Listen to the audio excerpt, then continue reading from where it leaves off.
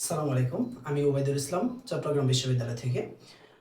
আগামীতে যারা competitive এক্সামগুলোতে attend করতে যাচ্ছেন তাদের জন্য জাতীয় সংসদ নির্বাচন এবং গণভোট খুব বেশি গুরুত্বপূর্ণ, যেখান থেকে প্রশ্ন কমন আসার সম্ভাবনা অনেক বেশি। তো এই জাতীয় সংসদ নির্বাচন এবং গণভোটকে যদি আমরা এক নজরে একটু দেখে রাখি, তাহলে আমরা বলতে পারি যে জাতীয় সংসদ নির্বাচন যেটা আছে সেটা অনুষ্ঠিত হতে যাচ্ছে 12ই ফেব্রুয়ারি 2026। 12ই ফেব্রুয়ারি 2026। আর এই নির্বাচনটা যততম নির্বাচন, এটা হচ্ছে ত্রয়োদশতম। প্রশ্ন আসে যে কততম নির্বাচন অনুষ্ঠিত হতে যাচ্ছে।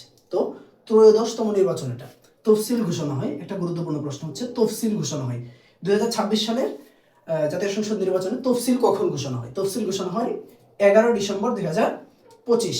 প্রতীক বরাদ্দ দেওয়া হয় কবে? প্রতীক বরাদ্দ 21 জানুয়ারি 2026। আর ব্যালটের রংটা হবে হচ্ছে সাদা কালো। ব্যালটের রং কি হবে ভাই? সাদা কালো। তারপরে হচ্ছে অংশগ্রহণকারী দল। প্রশ্ন আসতে পারে 2026 সালে যেই ত্রয়োদশতম জাতীয় সংসদ নির্বাচন, সেই নির্বাচনে কয়টি দল অংশগ্রহণ করবে? অংশগ্রহণ করবে হচ্ছে 51টি দল।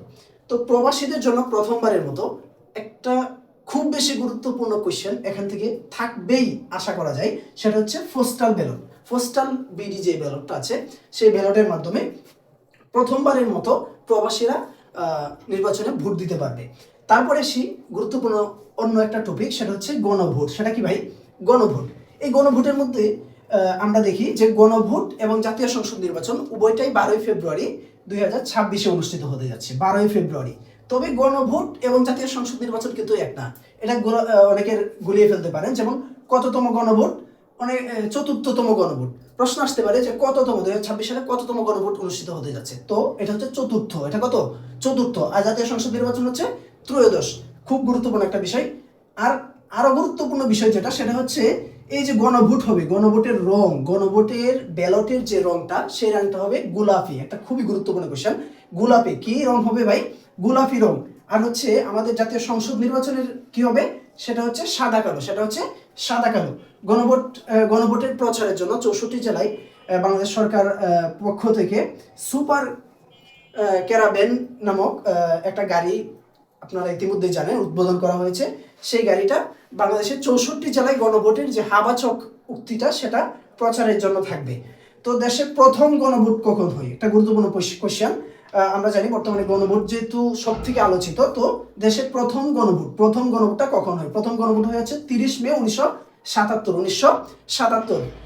প্রেসিডেন্ট জিয়াউর রহমানের সময় 1977 সালে 30 মে প্রথম গণভোট অনুষ্ঠিত হয়। গণভোটের বিধান বাতিল হয়। এই যে গণভোটটা চালু হয়েছিল, পরবর্তীতে সেই গণভোটের বিধানটা বাতিল করে দেওয়া হয়। আমরা জানি সেটা হচ্ছে পঞ্চদশ সংশোধনীর মাধ্যমে। 1911 সালে সেই বিধানটাকে বাতিল করা হয়। আর বর্তমান সময়ে গণভোট অধ্যাদেশ, এটা খুব গুরুত্বপূর্ণ একটা কোশ্চেন। 2025 গণভোট অধ্যাদেশ 2025 জারি করা হয় 25 ডিসেম্বর 2025। এটা গুরুত্বপূর্ণ। 25 ডিসেম্বর। কত ভাই? 25 ডিসেম্বর।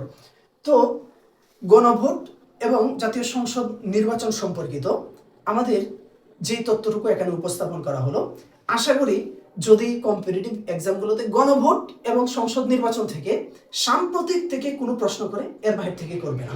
আসলে পড়াশোনাটাকে যদি একটু গোছালোভাবে করা হয়, তাহলে সেটা চাকরির পরীক্ষায় হোক বা কোনো পাবলিক ইউনিভার্সিটিতে চান্সের ক্ষেত্রেই হোক, সেটা অত্যন্ত সহজ থেকে সহজতর হয়। শুভকামনা রেখে আজকের মতো এই পর্যন্তই। দেখা হবে পরবর্তীতে আরেকটি ভিডিওতে। আসসালামু আলাইকুম।